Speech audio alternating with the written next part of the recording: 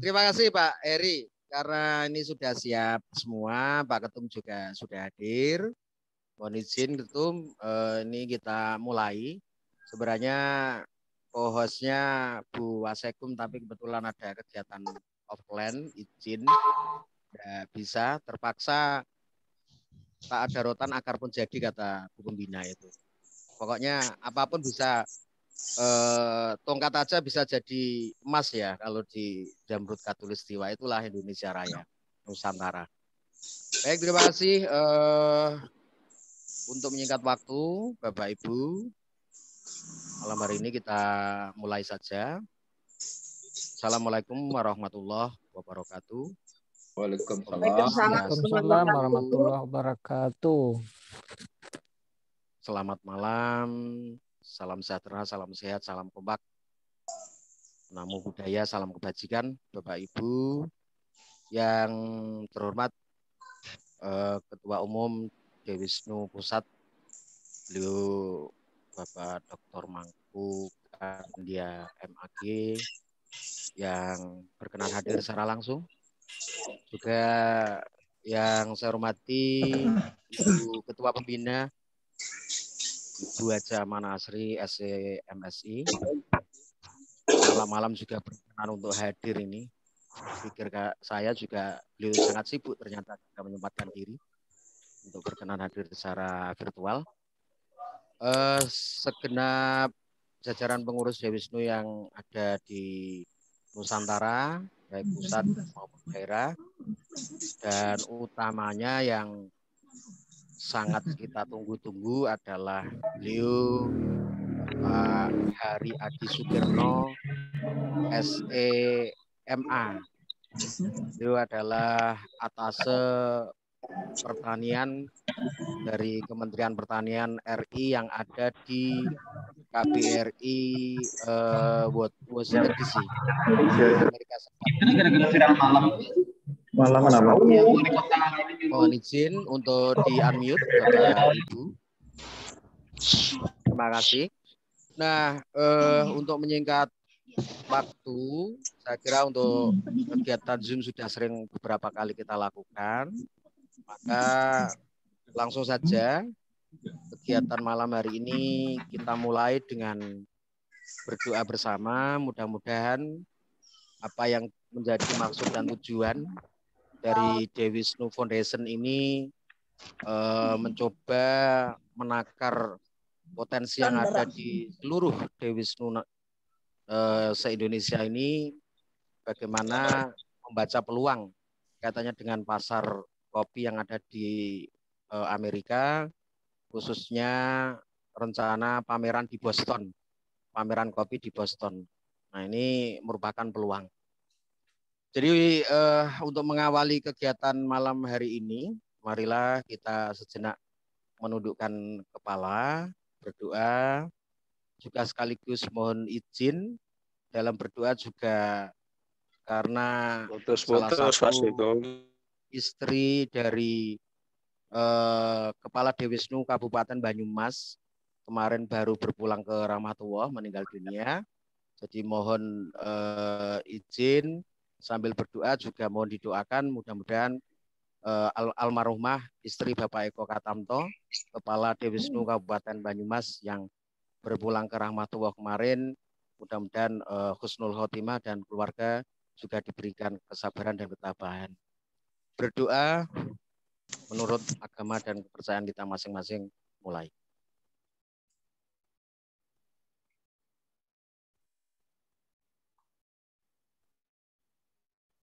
Baik, terima kasih.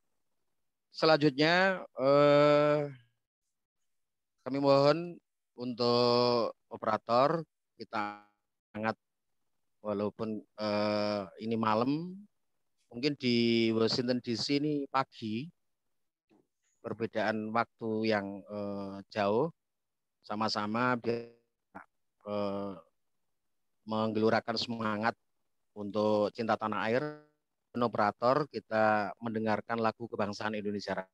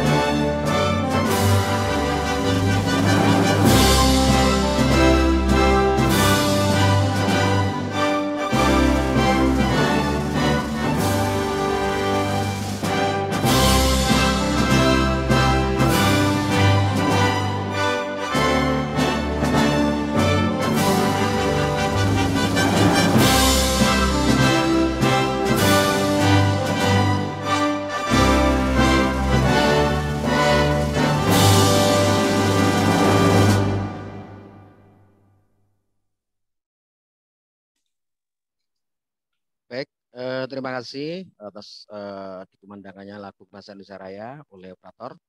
Selanjutnya saya mohon berkenan sambutan dari Ketua Umum Dewisno Pusat, beliau Bapak Dr. Kenmangku Gandia MAG.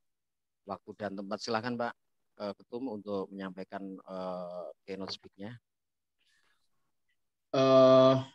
Yang saya sangat hormati dan saya muliakan tamu kita langsung dari Washington DC, Pak Hadi. Terima kasih Pak atas luang waktunya untuk bersharing ria bersama kita, yaitu sebuah komunitas Desa Wisata Nusantara disebut dengan Dewisno Foundation, yang saya sangat cintai, saya hormati Ibu Ketua Dewan Pembina yang sudah hadir, Bu Amanah Asri, yang saya hormati Pak Sekum yang sangat luar biasa untuk membuat acara webinar malam kita ini sukses, dan teman-teman Dewisno dari Sabang Merauke yang hadir dalam Zoom ini, terima kasih banyak. Topiknya sangat menarik sekali, masalah kopi, bahwa kopi adalah merupakan andalan ya ekspor kita di tanah air.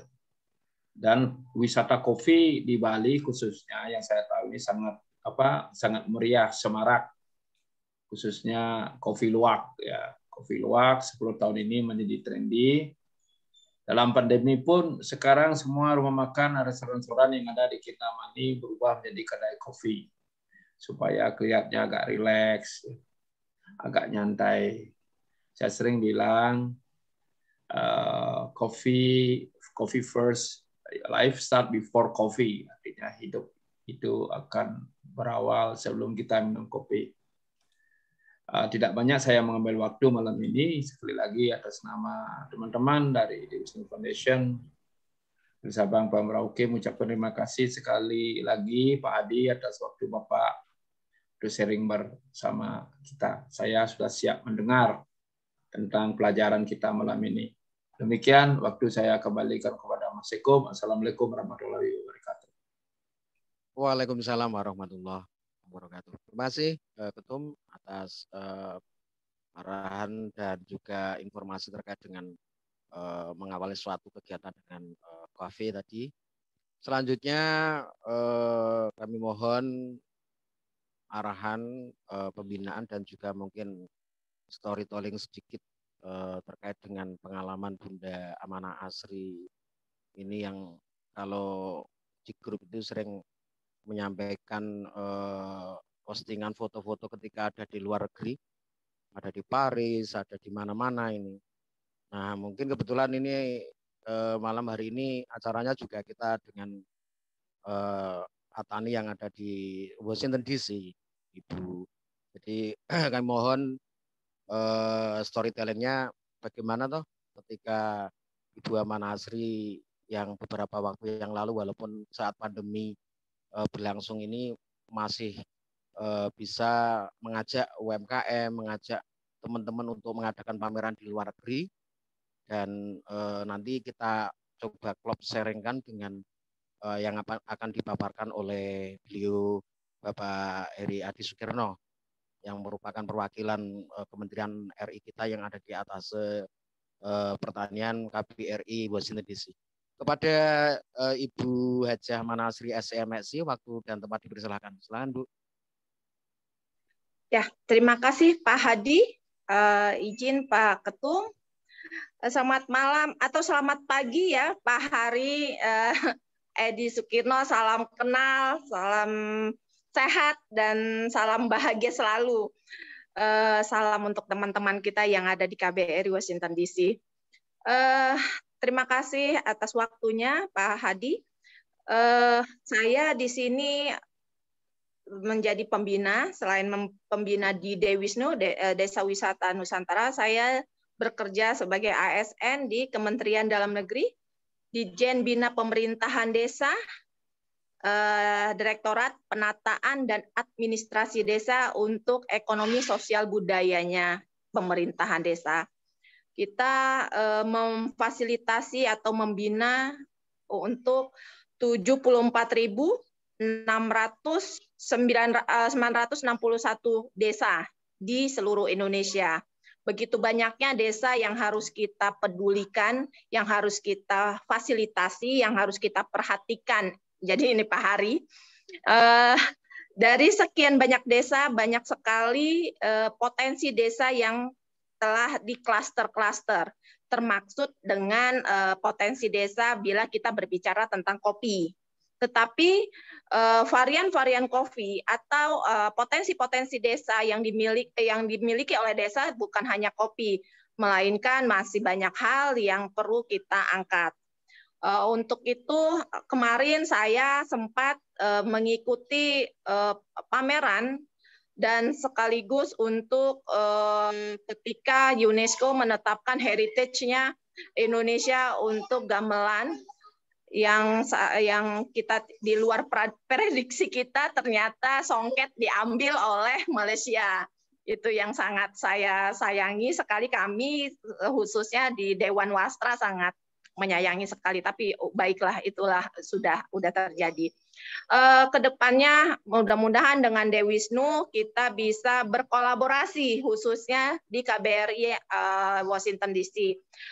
Pada tahun 2017, 2018, 2019, hampir setiap tahunnya kami mengadakan pameran dan mengikuti kegiatan kebudayaan, baik undangan dari KBRI sendiri, KJRI, KJRI yang ada di San Francisco dan California.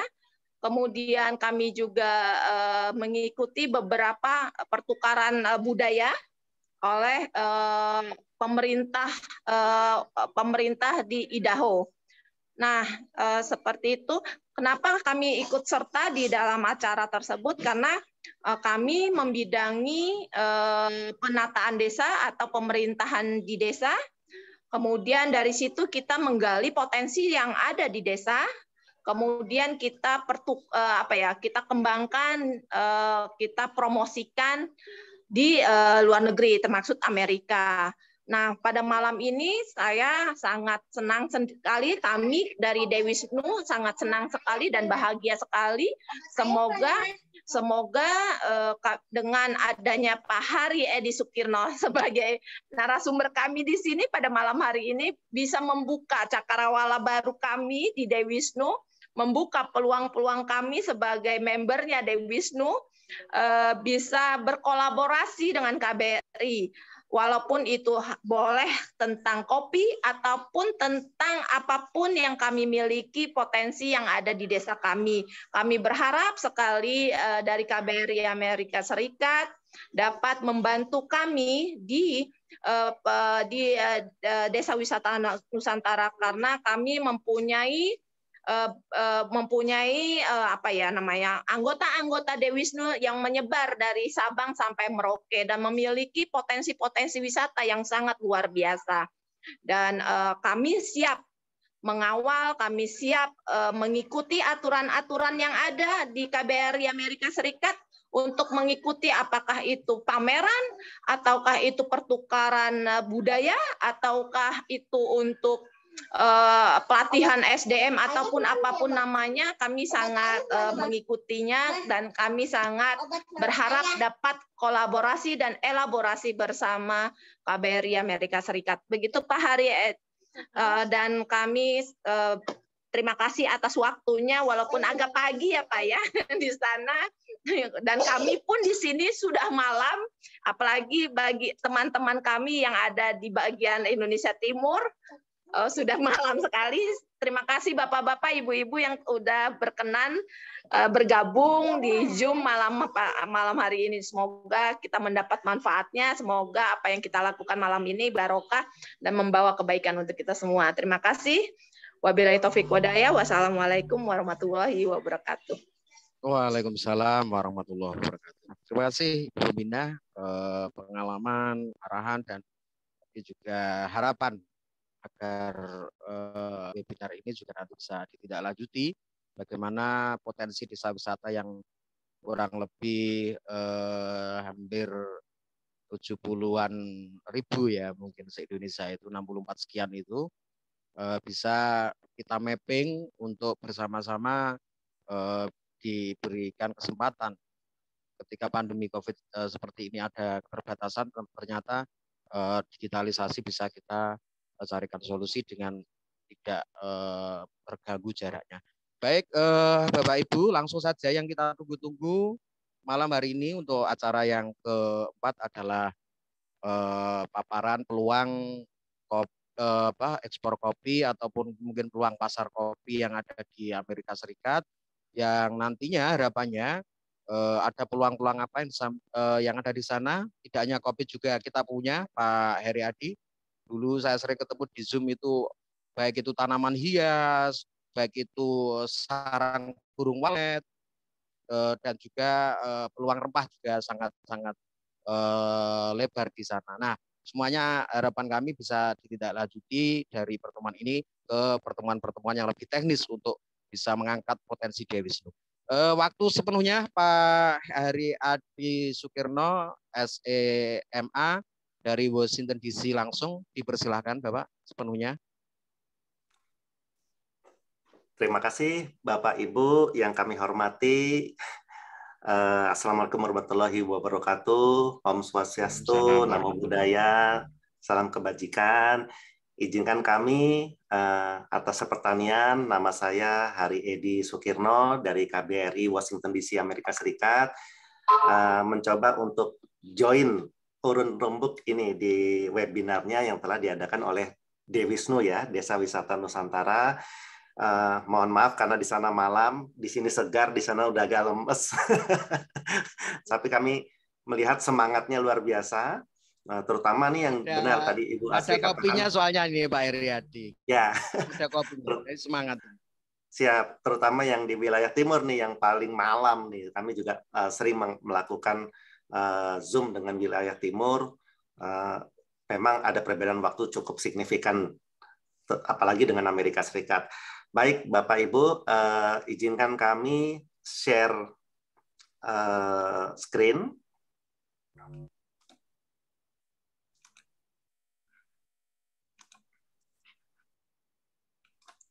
Sudah bisa dilihat Bapak Ibu? Bisa Bapak, diperbesar. Ya, diperbesar. Nah, ya Pak. Ya, siap. Terima kasih. Sekali lagi kepada Ketua Umum, Ketua seluruh Dewan Dewisnu, Dewan Pengurus, dan member-member yang tentunya kami yakini sudah sangat sudah punya pengalaman lah ya, melakukan transaksi tidak hanya di domestik tapi dengan luar negeri. Izinkan kami menyampaikan deskripsi general pasar kopi di Amerika Serikat. Baik, Bapak Ibu, terlihat di dalam slide bahwa inilah potensi kita di Indonesia. Kalau dilihat dari gambaran beberapa media massa yang kami sajikan di sini, ada Indonesian Baik ID, ada akurat.co, ini sudah memperlihatkan ya, bahwa memang kopi-kopi dari asal Indonesia itu sudah mendunia.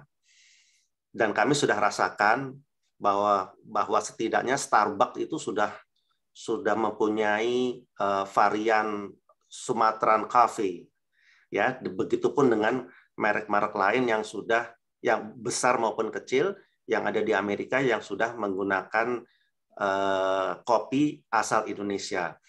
Bapak Ibu bisa lihat ya sekilas, ada Filipina, ada Amerika Serikat, Malaysia, Italia, Jepang. Jadi tidak hanya Amerika nih Bapak Ibu, ternyata Malaysia pun, Italia pun, bahkan Jepang membutuhkan kopinya Indonesia. Memang untuk pasar Amerika, jenis kopi yang diminati adalah Arabica. Bukan berarti Robusta tidak laku. Hanya saja pasarnya mungkin lebih kecil, karena gini, posisi taste atau rasa yang disukai Amerika ini memang Arabica. Jadi ada juga yang mengimpor selain Arabica untuk diekspor ulang. Ya, jadi mereka mengimpor, diolah dan diekspor ulang ke negara lain. Jadi walaupun dirasa Arabica didominasi di Amerika Serikat, tidak berarti bagi produsen kopi Robusta tidak bersemangat ya, tidak berarti harus tidak bersemangat untuk ekspor ke Amerika. Ada juga pasarnya, walaupun memang tidak sebesar Robusta. Ini hanya sekilas gambaran betapa peluang kita kopi-kopi asal Indonesia itu diminati di mancanegara. Ini adalah gambaran di mana Kementerian Pertanian Amerika Serikat atau USDA, United States Department of Agriculture, merilis bahwa beberapa komoditas yang paling banyak diimpor dari negara lain adalah sesuai dengan tabel berikut. Jadi terlihat di situ bahwa ranking 7 coffee and products. Nah, ini ternyata menjadi komoditas utama yang diimpor oleh Amerika. Selain buah-buahan, ada coklat, ada susu, ada gula, dan sebagainya. Jadi berdasarkan November 2021 lalu, data ini cukup masih valid. Ya, ini kan baru akhir tahun lalu ya. Jadi bisalah kita jadikan referensi bahwa pasar Amerika masih besar ya untuk pasar kopinya ya, untuk memenuhi kebutuhan kafe-kafe terutama dan restoran-restoran di Amerika Serikat. Nah, ini membuat kami harus memberikan data yang kira-kira bisa menjadi acuan kita semua untuk bersemangat mengirim komoditas produk unggulan masing-masing daerah dari membernya Dewisnu ke Amerika Serikat, khususnya kopi. Berikutnya,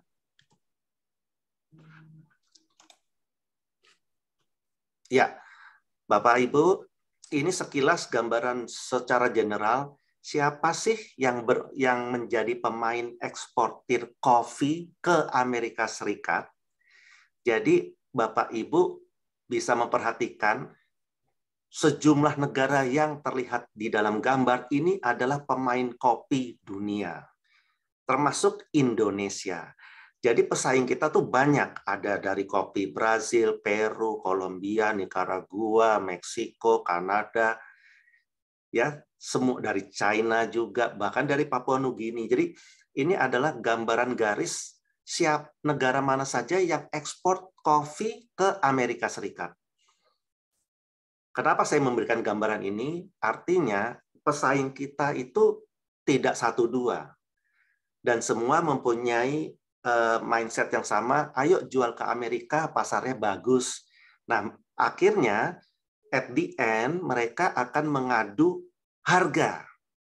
Begitu kualitasnya kita sama, kualitas kita sama kopi Kolombia sama nih, oke. Kualitas kopi kita sama bagusnya, sama grade-nya. Tapi dari Kolombia ngirim ke Amerika sejengkal. Apalagi Meksiko, cuman berdasarkan perbatasan darat melalui truk. Nah, kalau kita ngirim luar biasa jauhnya. 6 minggu baru sampai. Nah, cost-nya 6 minggu itu besar. Jadi kalau kita bicara beradu harga dengan negara lain, ini menjadi seni tersendiri bagi Bapak Ibu, kenapa kita harus adu harga dengan negara-negara tetangganya Amerika Serikat. Kanada ngirim kopi ke Amerika Serikat pakai truk. Meksiko pakai truk. Ya, termasuk Salvador dan sebagainya masih pakai truk walaupun ngirim ke Amerika lewat Meksiko. Tapi kita yang di balik bumi, di seberang lautan, di sisi lain dunia, itu membutuhkan shipping, ya, kargo atau katakan kapal laut yang memang membutuhkan waktu hampir 6 minggu kira-kira 6 minggu baru sampai. Nah, ini cost-nya luar biasa. Jadi kita memang dituntut untuk menetapkan harga yang sedemikian rupa harus bisa bersaing. Harga akhirnya yang bersaing. Jadi harga di dalam Indonesia ini yang akhirnya harus di-adjust. Ini sekilas kelumit aja, sekilas gambaran mengenai peta ini. Nah, Bapak Ibu yang kami hormati, ini adalah tabel yang menggambarkan siapa sih peminum kopi dunia? Mungkin Bapak Ibu melihat, oh Amerika dengan 330 juta penduduk, kita kan 275 juta ke atas. Amerika tuh 330 juta per hari ini populasinya. Tapi ternyata peminum kopi terbanyak itu Belanda. Negara yang sekecil itu justru minumnya tuh lebih banyak daripada Amerika, ya, dari sisi per consumption-nya, per kapitanya. Jadi negara yang per kapita mengkonsumsi lebih dari 3 kilo kopi per year itu ternyata paling tinggi Nederland, Bapak Ibu. Bukan berarti Bapak Ibu tidak, ternyata Amerika di urutan berapa belas itu di sebelah gambar kiri ya. Is okay. Amerika juga bayar potensial, Nederland juga bayar potensial. Nah, tinggal nanti Bapak Ibu bisa juga berdasarkan slide ini, saya sudah punya link nih. Ternyata di Kanada, di Norway, di Swedia, di Nederland, di Belanda. Kalau gitu nggak usah ke Amerika dulu, boleh. Atau Bapak Ibu berdasarkan hasil informasi yang saya sampaikan sebagai atas pertanian Amerika, saya mau nyoba Amerika langsung deh, boleh. Jadi saya memberikan gambaran bahwa penduduk yang peminum kopi itu ternyata Nederland, diikuti Finlandia, Swedia, Norwegia, Kanada, Lebanon, terus ke bawah. Bahkan Amerika itu peminumnya sebetulnya sedikit, gitu ya. Tapi pasar populasinya yang 330 juta itu yang membuat marketnya besar. Nah, yang di sebelah kanan ini juga tren peminum air, minuman, dan kopi ternyata urutan kedua, ya, yang diminum oleh penduduk Amerika Serikat. Mereka hanya, jadi kalau dilihat mereka senang minum air putih, yang kedua langsung kopi. Baru yang ketiga soft drink, Coca-Cola, Sprite, dan sebagainya, baru teh, bir, dan wine. Ini yang perlu juga kita cermati, oh pantesan pasarnya besar di Amerika, karena setelah minum air, langsung kopi. Gitu ya. Ini membuka, ya tadi seperti Bu Asri katakan, saya mencoba membuka cakrawala. Bagaimana sih pasar kopi di Amerika Serikat. Izinkan kami juga secara grafik ya menyampaikan informasi kenapa sih harga kopi itu $2.80 di Amerika Serikat per cangkir. Ya. Ini disampaikan oleh Asosiasi Coffee ya atau Coffee Association, International Coffee Organization. Itu sudah dipetakan Bapak Ibu bahwa dari petani, stage 1 sebelah kiri atas gambar pohon, Bapak Ibu mungkin kalau bisa lihat di handphone atau di komputer, itu ada gambar Indonesia di ranking 4-nya itu. Top producing countries. Di sebelah kanan pohon itu, sebelah kiri ya gambar, itu ada Indonesia, masuk 5 besar. Setelah Brazil, Vietnam, Kolombia, Indonesia. Perlu dicermati, kenapa Vietnam ya gitu. Indonesia kan kebunnya lebih banyak. Tapi kenapa Vietnam yang negaranya luasnya cuma segitu kok menjadi nomor 2? Nah, ini juga dari sisi Dewisnu, member tadi yang 64.000 sekian desa, ini perlu dicermati. Kenapa Vietnam yang lahannya cuma segitu memegang ranking nomor 2 di dunia? Gitu ya. Nah, harga dari petani itu sesuai dengan Asosiasi Kopi Internasional itu cuma 0,07 sen. Dari satu cangkir $2.80 di sebelah kanan bawah, porsi petani itu hanya 0,07 sen per cangkir. Ya, nanti bisa Bapak Ibu kelola ya. Oh, jadi ternyata porsinya gede di retail ya gitu. Nah, eksportirnya itu sendiri cuma untung 0,16 sen per cangkir. Nah, rosternya 0,3 sen, distribusi atau pengantarannya itu baik itu lewat truk dan sebagainya itu 0,04 sen. Justru di retail terakhir di kafenya itu yang $2.17. Kenapa $2.17? Karena dia harus promosi, dia harus bayar pegawai, dia harus bayar listrik, dia harus bayar cup, dia harus bayar udekannya, sendoknya, dia harus bayar administrasinya, dia harus bayar sewa tokonya, dan sebagainya, dan sebagainya, dan sebagainya. Sehingga dari $2.80 itu $2.17 itu sudah dimakan oleh retailnya, kafenya, restorannya. Nah, ini harga secara umum Bapak Ibu ya. Jadi tentunya ini akan ada sedikit fluktuasi di real harga setiap kafe. Ada kafe yang merasa eksklusif, mungkin harganya jadi lebih mahal, it's okay. Tapi ini adalah harga, kalau bahasanya pemerintah tuh pagu, pagu ya, dasar, bahwa kalau mau jualan ya secangkir segitu, gitu. Itu udah basic. Baik, ini sekilas juga gambaran berapa duit sih yang mereka ambil setiap bagian dari petani, eksportir, para roaster dan distribution, ya, yang mengantar komoditasnya, termasuk di endingnya adalah retailnya. Nah, masuk kepada pasar yang akan kami jajaki melalui promosi. Kami akan melakukan Specialty Coffee Expo pada tanggal 8-10 April mendatang, Bapak Ibu, di Boston, negara bagian Massachusetts. Kami melihat potensi ini sangat bagus, melihat di foto yang Bapak lihat ini, Bapak Ibu lihat adalah foto yang 2021. Jadi ini adalah Specialty Coffee Expo di tahun 2021 lalu di Louisiana. Nah, kami waktu itu membuka booth bergabung dengan Kementerian Koperasi dan UKM. Perlu diketahui bahwa kami telah mengirim surat ke 6 lembaga untuk mengajak expo ini. 1, selaku perpanjangan Kementan, kami tentunya mengirim ke alma mater kami di Kementerian Pertanian. 2, Kementerian Desa, PDTT, Pembangunan Desa, Kementerian Desa, Pembangunan Daerah Tertinggal dan Transmigrasi, Kementerian Koperasi dan UKM, Kementerian Industri, Kementerian Parekraf, ya, dan terakhir Kadin. 6 lembaga kami sudah surati Desember lalu.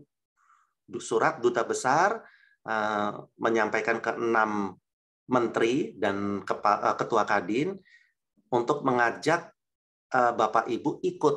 Nah, kami berpikir memang kalau kami kirim langsung ke organisasi Dewisnu, organisasi yang lain, emang terlalu hampir tidak dimungkinkan lah kami mengirim langsung ke setiap organisasi yang ada di Indonesia. Kami berharap seperti tadi Bu Asli dari Kementerian Dalam Negeri, nanti juga yang kami kirim dari Kementerian Desa, Kementerian Parekraf, itu yang mempunyai binaan-binaan, surat itu turun langsung ke organisasi-organisasi yang dibina. Tapi sepertinya Dewisnu belum terima nih. Jadi saya pikir sudah didisposisikan lah bahasa pemerintah itu informasi yang dikirim oleh duta besar kami, Bapak Rosan Perkasa Ruslani. Nah, kembali lagi di Indonesian Coffee ini kami menyajikan lebih dari 30-an UKM. Nah, kembali lagi kami menyampaikan banyak sekali UKM yang kami boyong ya di pameran ini, dan peminatnya juga banyak. Dari total kami berdua, Kementerian Koperasi dan UKM kolaborasi dengan Atase Pertanian, dari Kementerian Pertanian, kami mendapat potensial transaksi 121 miliar untuk para UKM ekspor ke Amerika Serikat. Jadi Bapak bisa bayangkan di Expo tahun lalu potensial kami transaksinya itu 121 miliar lebih. Sebelah kiri ini adalah beberapa calon buyer yang kami foto, meninggalkan kartu nama. Masih banyak lagi karena ada yang modelnya scan, jadi kami tidak bisa memfotonya. Tapi ini adalah beberapa saja para calon importir dan buyer yang waktu itu kami identifikasi dan kami sebar di grup kami. Berikutnya ini adalah bukti laporan kami kepada menteri-menteri terkait, Bapak Ibu ya. Terlihat di situ laporan SCE, Specialty Coffee Expo 2021 lalu. Dan kami menyebutkan 121,28 miliar potensial transaksinya dengan total 36 UKM. Ya. Nah, ini tentunya menjadi referensi baik untuk tahun ini, Bapak Ibu. Kalau Bapak Ibu bisa ikut, tentunya kami yakinlah dari anggota-anggota Dewisnu pasti dengan kopi-kopi yang berkualitas, yang eksklusif, yang bonafit, yang tentunya menjadi incaran para buyer di luar negeri, bisa menjadi katakan trendsetter, ya, menjadi trendsetter bahwa oh ini dari Gayo ya, oh ini dari Kintamani ya.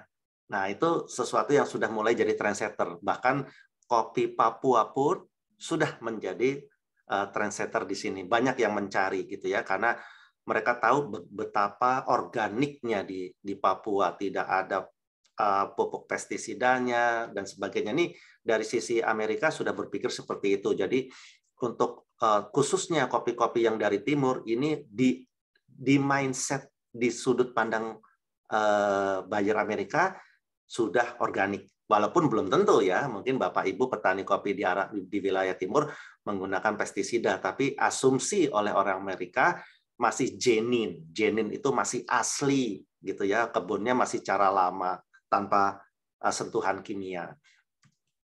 Nah ini sedikit aja Bapak Ibu, tidak perlu dicatat karena kami akan bagikan PowerPoint ini, tidak perlu dicatat, kita diskusi aja langsung. Nah tentunya ada beberapa tips untuk bisa masuk ke Amerika lancar.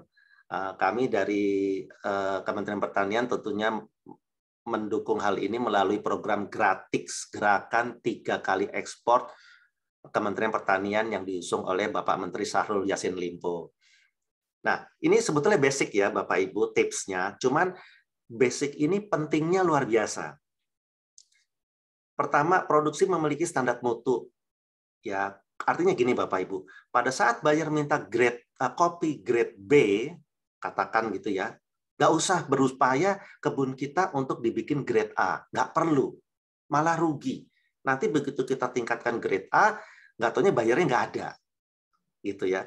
Nah, kalau memang ada buyer mau grade B, kebun kita grade B, it's okay, do it, ya. Jangan buyer minta standar mutunya hanya minta B, kita bikin A, ya it's okay, boleh aja, tapi bayarnya nanti lain lagi, beda lagi.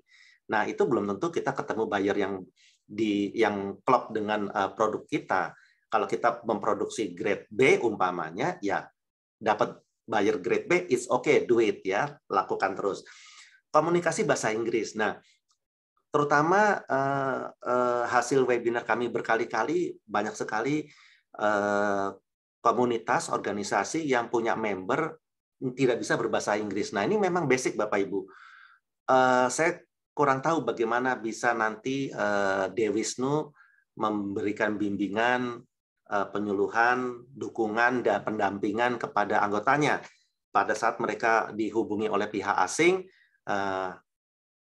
ditanyakan inquiry-nya, requirement-nya, persyaratannya, kamu bisa berapa pasok saya, kamu punya jenis apa, kamu bisa seminggu sekali kirim nggak 1 kontainer, dan sebagainya dalam bahasa Inggris. Ini menjadi sulit negosiasi ini karena dari pihak Indonesianya yang tidak bisa berbahasa Inggris. Nah ini simple tapi ya bisa jadi nggak deal, bisa jadi tidak deal gara-gara tidak bisa berbahasa Inggris.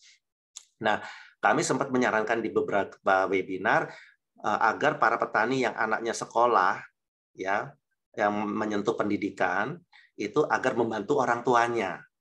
Jadi kalau orang tuanya tidak bisa berbahasa Inggris, kami mengharapkan ada putra-putrinya yang lulus mungkin SMP, SMA, yang punya kemampuan bahasa Inggris, agar membantu orang tuanya. Itu saran kami di beberapa webinar.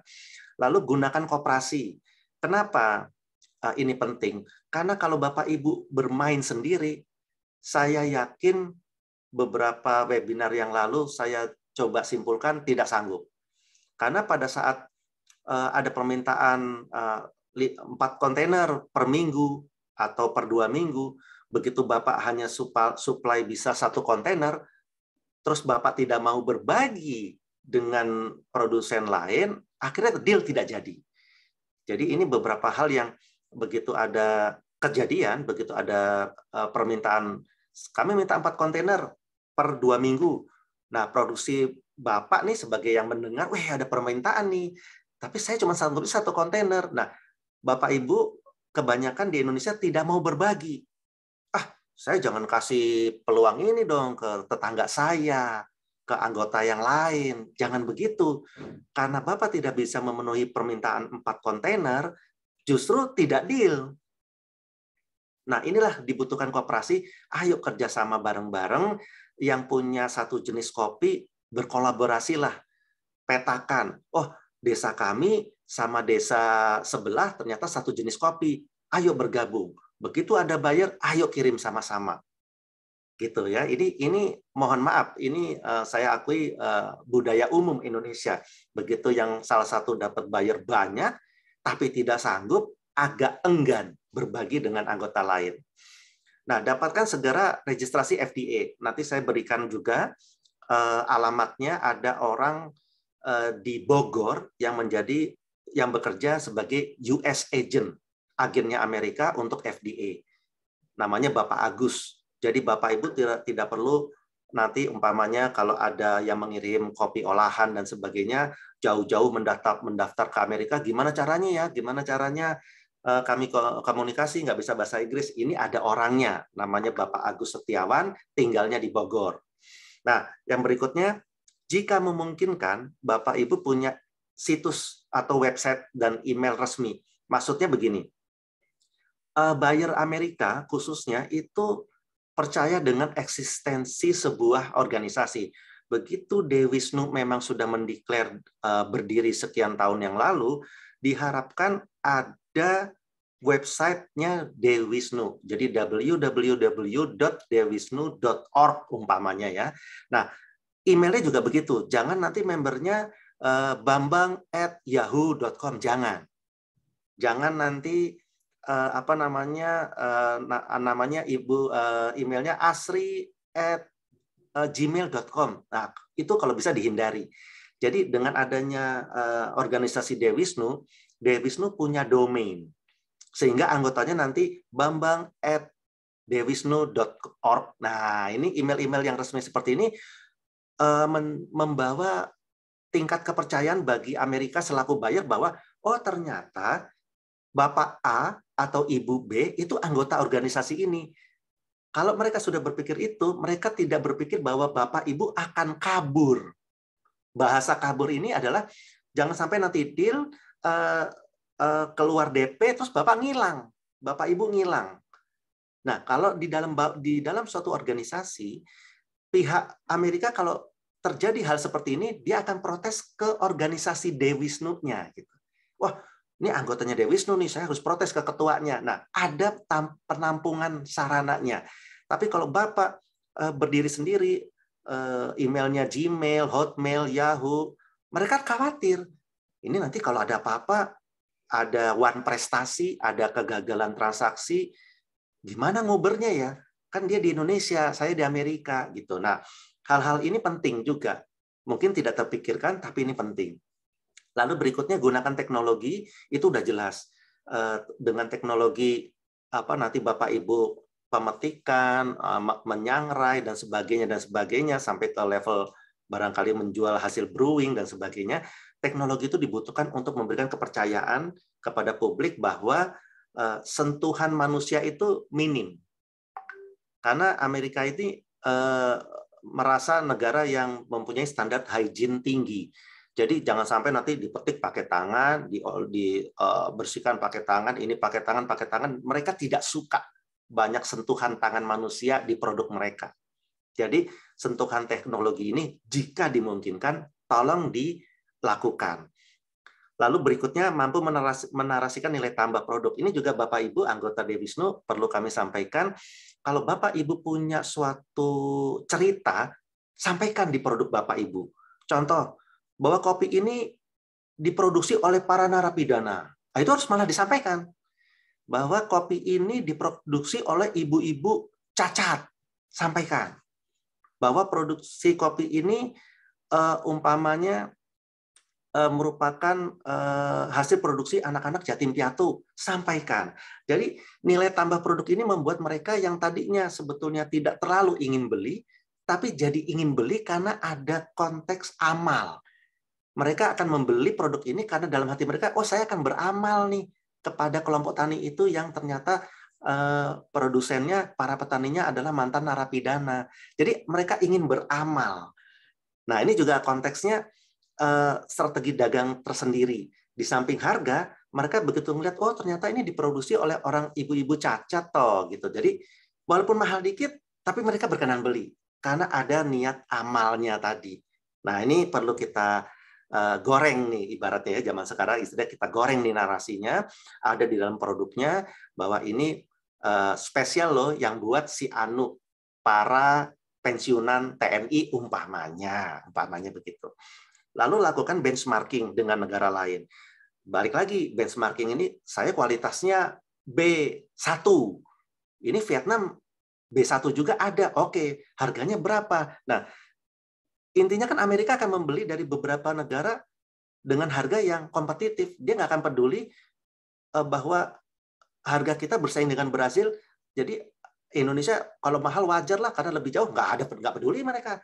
Harga Brasil berapa? $1. Harga Indonesia berapa? $1 10 sen. Ya tetap milih Brasil.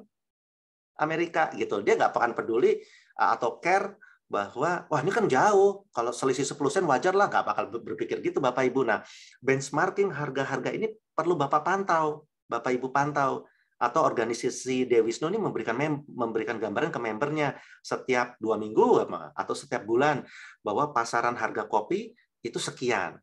Jadi para petani diedukasi, jangan nanti ini mau beli Amerika, oke, $2 deh, ya bukan begitu. Kita menetapkan harga bukan berdasarkan feeling.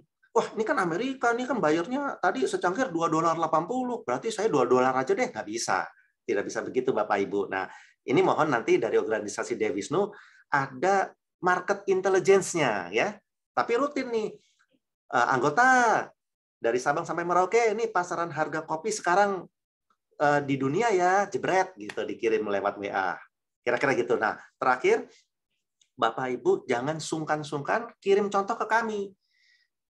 Kami promosikan door-to-door gratis, Bapak Ibu. Kopi-kopi yang sudah ada, yang sekarang ada di foto saya dengan staf kami, Pak Rahmat ini, kami sampaikan door-to-door. Kami naik mobil dari provinsi ke provinsi, dari negara bagian ke negara bagian, membawa kopi-kopi Bapak Ibu. Tidak hanya Dewisnu, semua organisasi kami bawa. Kami tawarkan ke restoran-restoran, terutama restoran diaspora yang dimiliki oleh orang-orang Indonesia.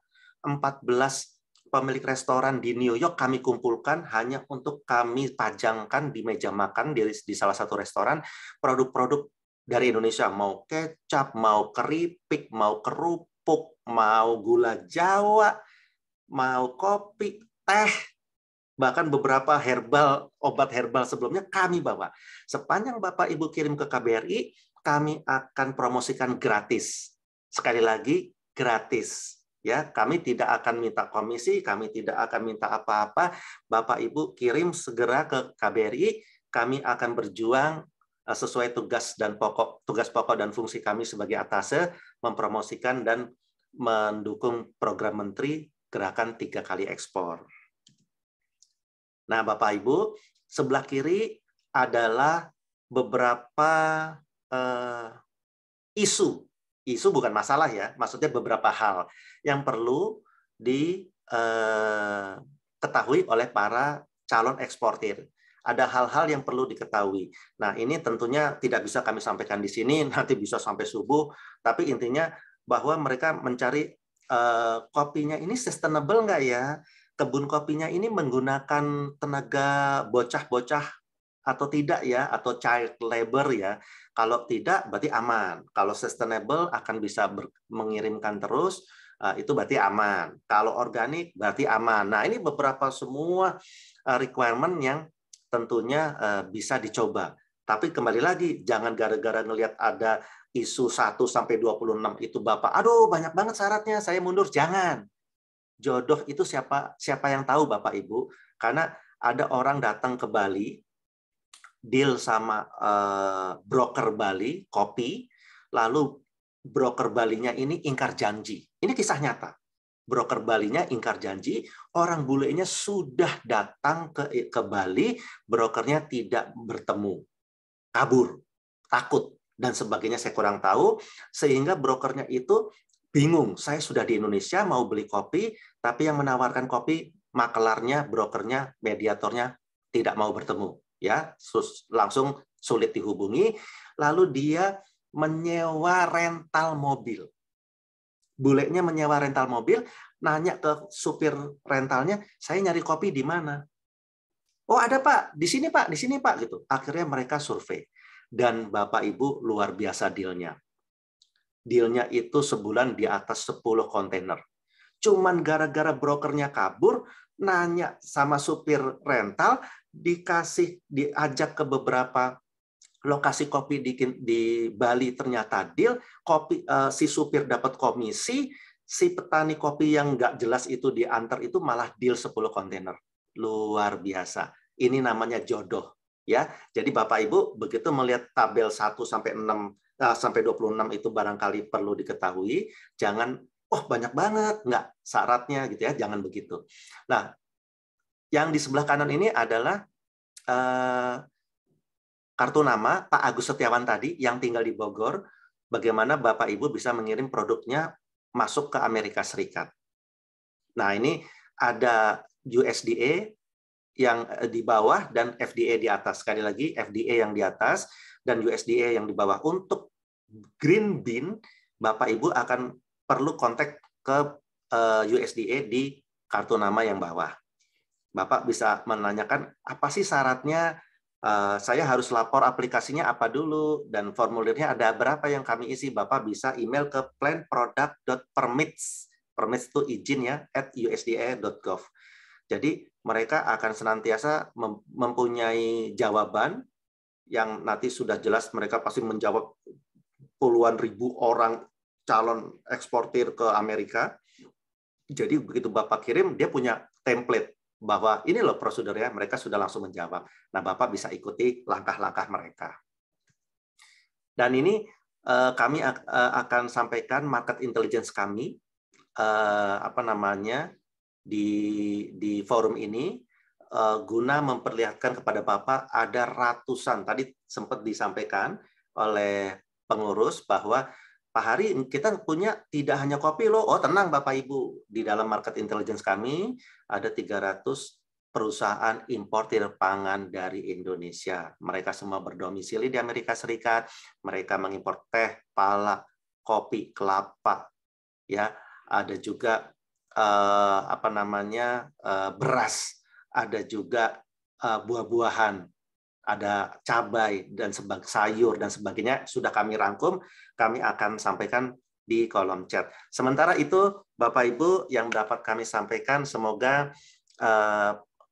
informasi yang saya sampaikan dapat seperti tadi harapan Bu Asri mencerahkan ini sudut pandang dan wawasan Bapak Ibu anggota Dewisnu dan serta pengurus. Kami dari KBRI terima kasih. Sangat mengharapkan saya dan Pak Rahmat yang hadir di sini dapat menerima kiriman sampel untuk kami pamerkan gratis di pameran SCE 2022 di Boston, negara bagian Massachusetts. Terima kasih. Terima kasih Pak Heri atas share pengalaman, ilmu, peluang-peluang yang cukup luar biasa Pak Heri. Dan ini membuka cakrawala baru kami. Tentunya Dewisnu Foundation ini ada di 34 provinsi dan kurang lebih hampir 300 kabupaten kota se-Indonesia. Perwakilannya sudah ada semua Pak Heri. Nah, tinggal kita tata atur karena tadi memang tidak bisa berjalan sendiri-sendiri. Mungkin ini bisa ke depan dikoordinir bermasing-masing Korwil Pulau, ada Korwil Sumatera, ada Korwil Jawa, Korwil Sulawesi, Bali, Nusa Tenggara, NTT, kemudian Maluku Utara, dan terakhir Papua Barat. Ini kita punya Korwil semua Pak Heri. Jadi harapannya nanti kita bisa lebih masif untuk berkolaborasi. Nah, terkait dengan peningkatan mutu tadi ya, memang di Jawa Timur ini, di Jember juga, di Kepala Dewisnu Jember ini yang Kepala Dewisnu Jatim ini yang masif ini, Pak Kusbeni Abdullah ini, memang kemarin kita coba bagaimana sounding ke Puslit Koka Jember. pusat penelitian kopi dan kakao seluruh Indonesia itu kan ada di Jember, Jawa Timur. Kemudian juga mungkin tadi terkait dengan mutu yang bisa nanti menyesuaikan pasar di sana, di Kementerian Perindustrian itu ada namanya Balai Besar Industri Agro yang ada di Bogor. Nah, itu dekat Istana Bogor itu kantornya Balai Besar Industri Agro. Khususnya kopi juga nanti SNI dan sebagainya juga ada di sana. Nah, ini memang perlu proses untuk kedepannya Pak Heri. Jadi step by step. Tapi terima kasih tadi kesempatan dan peluangnya. Memang Dewisnu ini secara desa wisata ini di Parekraf, Kementerian Parekraf. Cuman karena tadi Bu Aman Asri juga menyampaikan bahwa desa yang ada di Indonesia ini ada sekitar 64.931. Jadi kami juga dalam rangka untuk mendukung desa wisata ini dari rintisan yang belum jadi desa wisata SK Bupati ini juga tetap kita jalan. Itu Pak Heri kesempatannya malam hari ini, dan teman-teman ini sudah tidak sabar lagi, ini sudah ada padanannya. Mungkin Bu Amanah Hasri ini yang kalau belum tidur mungkin mau menghandle untuk bincang-bincang malam hari ini, Bu Amanah Hasri mungkin. Ya, terima kasih Mas Hadi. Pak Hari, terima kasih atas paparannya yang cukup banyak sekali, cukup bagus sekali. Jadi kalau kami dari Dewisnu ini secara otomatis dari KBRI kan tidak mungkin mengirim asosiasi atau lembaga atau yayasan seperti kami, tetapi melewati dari pertanian, koperasi UMKM, dan mungkin Kemenlu lah ya sedikitnya. Nah, bagaimana kalau member atau anggota kami di desa-desa atau kabupaten yang bergabung di Dewisnu ini ingin ikut join dalam pameran? Kita khususnya dulu ke pameran. Bagaimana prosesnya? Apakah kami harus mencari informasi dulu ke UMKM, ke Kementerian Pertanian atau Koperasi atau Kementerian Desa PDTT? Nah, kemudian yang kedua yang menjadi pertanyaan saya, ini ada satu Pak Hari, ini Agus Setiawan yang tadi di-share kartunya. Itu kenapa alamatnya di Malaysia ya Pak? Karena ketika kita mau ketemu atau meet up sendiri, kata Pak Hari kan ada di Bogor. Sementara saya lihat kartu namanya ada di Malaysia. Aduh, nanti saya harus ke Malaysia apa kami ya berbondong-bondong. Nah, itu saya kedua. Ya, yang pertama yang tadi yang lebih utama, apakah pameran yang nanti di Boston ini hanyakah kopi atau ada produk unggulan lainnya? Karena kami memiliki bukan hanya kopi, tetapi produk-produk yang lainnya. Apakah bisa ikut dalam pameran tersebut? Dan bila kami ikut dalam pameran tersebut, automatically kita mengurus visa itu agak sulit kalau kita tidak memiliki undangan. Atau bagaimana prosedur atau secara teknisnya mungkin nanti Pak Hari bisa jelaskan secara detil garis besarnya, dan secara detailnya mungkin akan kita bahas kemudian. Makasih Pak Hari. Baik, Bu Dewa Nasri. Jadi itu Pak Heri. Jadi intinya kita ingin berpartisipasi, tetapi tata caranya bagaimana dan sebenarnya juga sama unek-unek saya juga. Apakah masih memungkinkan secara langsung KBRI ini kami dari Dewisnu Foundation diundang gitu loh.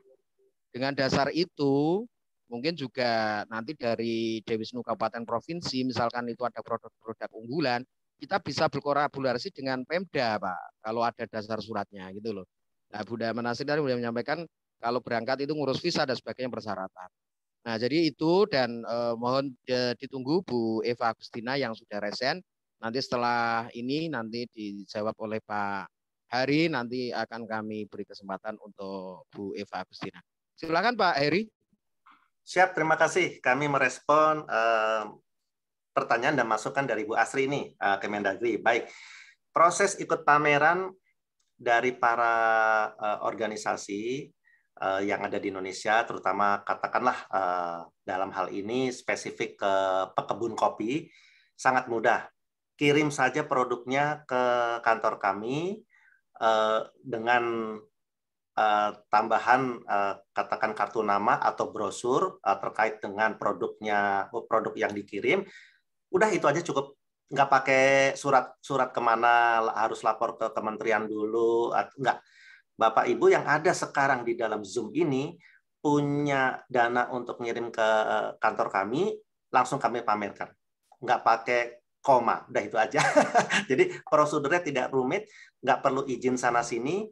Bapak bisa ngirimkan ke kami produk-produknya, katakan apa ya, kalau bisa dibilang mungkin setengah kardus sirup lah kira-kira ya. Kami patokannya apa ya? Pokoknya ada, tidak, jangan Bapak Ibu kirim kami sampel tuh satu-satu. Maksudnya begini, kami bikin Pak Hari dalam kemasan ini ada 3 jenis kopi. Oke, lalu cuma dikirim 3 kopi. Rasa A, rasa B, rasa C. Nah, kalau Bapak Ibu ngirimnya hanya satu sampel satu produk, begitu kami buka, ada buyer ingin merasakan, ingin mencium lah katakan, begitu kami buka, udah selesai. Pameran itu langsung kami buang. Karena posisi kemasan sudah terkontaminasi udara. Jadi kalau bisa Bapak Ibu berkenan mengirim ke kami itu dalam bentuk beberapa kemasan. Katakan setengah kardus atau 1 kardus kecil, sehingga begitu ada buyer minat, kami buka, mereka ingin mencoba, mencium, minimal mencium, lalu kami masih punya stok lagi untuk kami pajang display baik di pameran itu juga di hari berikutnya maupun untuk pameran selanjutnya. Jadi kalau mengirimkan sampel itu menurut saya sangat mudah, tidak perlu izin ke kementerian manapun. Bapak Ibu yang ada di Zoom ini langsung kirim ke alamat kami, langsung kami promosikan ya, tidak pakai ribet ibaratnya begitu. Nah, lalu kedua, proses ikut pameran, oh ya tadi udah saya sampaikan. Lalu Agus FDA ini kenapa alamatnya di Malaysia? Memang sebetulnya perusahaan tempat Pak Agus bekerja ini adalah di Singapura. Jadi US agent-nya ini basisnya di Singapura, punya beberapa cabang. Nah, memang untuk divisinya Pak Agus itu ada kantor yang cabangnya di Malaysia. Tapi kami sampaikan bahwa beliau ini berdomisili di Bogor. Wilayah yang beliau cakup adalah para pendaftar FDA produk ke Amerika, khususnya dari wilayah Indonesia dan Filipina. Jadi orang Filipina kalau mau menggunakan jasanya Registrar Corp itu harus mengontak Pak Agus di Bogor. Ya, jadi Pak Agus merupakan representatif dari US agent perusahaan bernama Registrar Corp, yaitu perpanjangan tangannya FDA Amerika resmi, yang mempunyai wilayah cakupan Indonesia dan Filipina.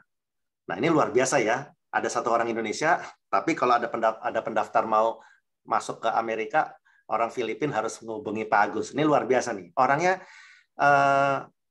easy going dan bisa dikontak anytime.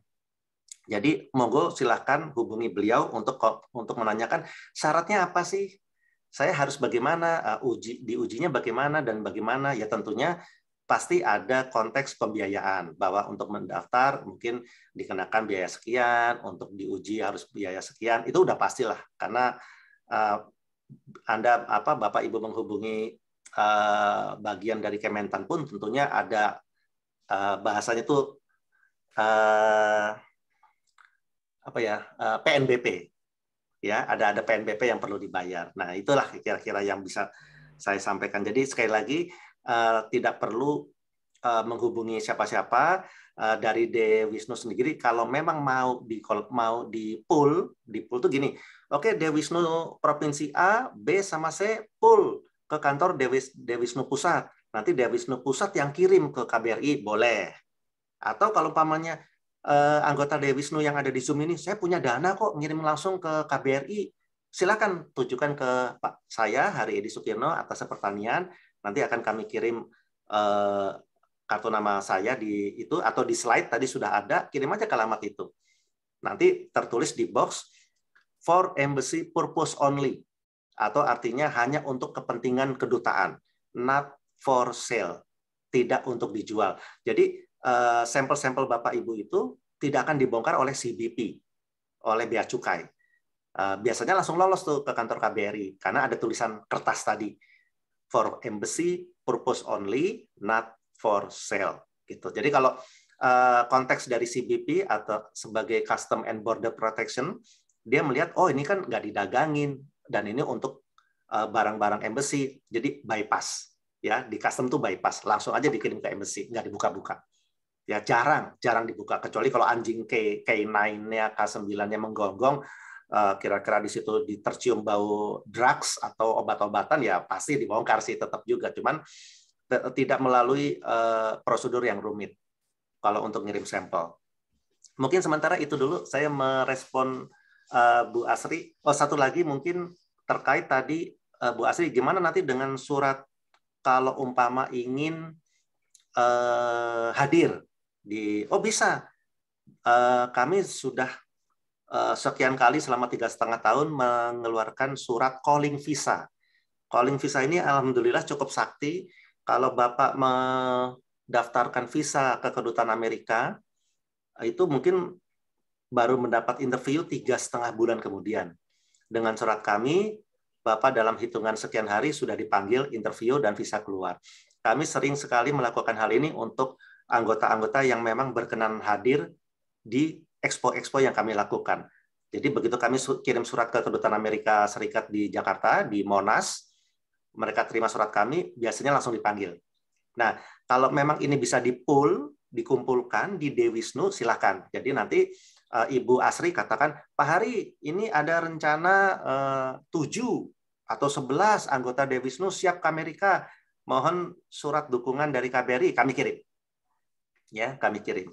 Memang ini sudah mepet sebetulnya agak kecil kemungkinan bisa berangkat, tapi setidaknya kalau untuk mengirim produk masih bisa lah. Masih bisa untuk kami tampung. Kami ada rencana bawa mobil dari Washington DC ke Boston. Mungkin berkendara berapa tuh? Di atas 7 jam perjalanan. Tapi kami tidak ingin ada semangat yang turun dari para anggota Dewisnu ya. Apalagi sepertinya sudah siap semua nih. Saya melihat segini banyak anggota yang hadir nih, 80 partisipan ini, kalau semuanya petani kopi luar biasa ini. Saya pun sebagai atas pertanian bangga sekali nih, varian-varian kopinya nih macam-macam.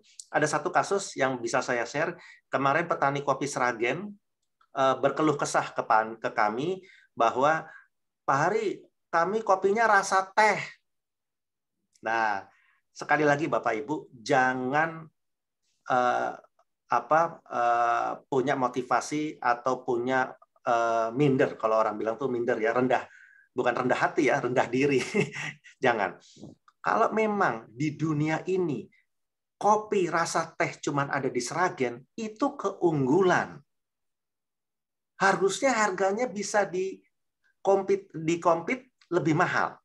Karena di dunia nggak ada lagi kopi rasa teh, itu nggak ada, ya adanya cuma di Sragen. Ini yang saya tahu kemarin dari hasil webinar. Jadi jangan merasa kami kopinya tidak sebagus Kolombia, jangan ngikuti negara lain. Ada kopi yang rasanya fruity, rasanya buah. Ada kopi rasanya teh. Ya silahkan, nggak apa-apa. Jangan minder. Itu yang harus digoreng, itu yang harus dinarasikan di produk, bahwa bangga kopinya ternyata memiliki rasa taste teh yang di dunia lain tidak punya. Itu sementara yang bisa saya sharing. Terima kasih Pak. Kembali lagi kepada Bapak. Baik, terima kasih Pak Heri sudah menjawab apa yang disampaikan Ibu Amanah Sri tadi. Walaupun waktunya sangat mepet untuk bisa hadir, tapi ketika mau hadir akan dibantu oleh Pak Heri di KBRI dalam rangka visa calling. Selanjutnya tadi sudah ya rasen sejak awal Bu Eva Agustina Megasari SE yang mau menyampaikan secara langsung. Silakan Bu Eva.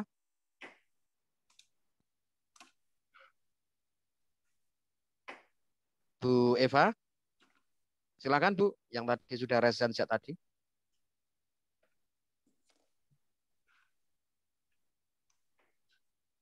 Oh, mungkin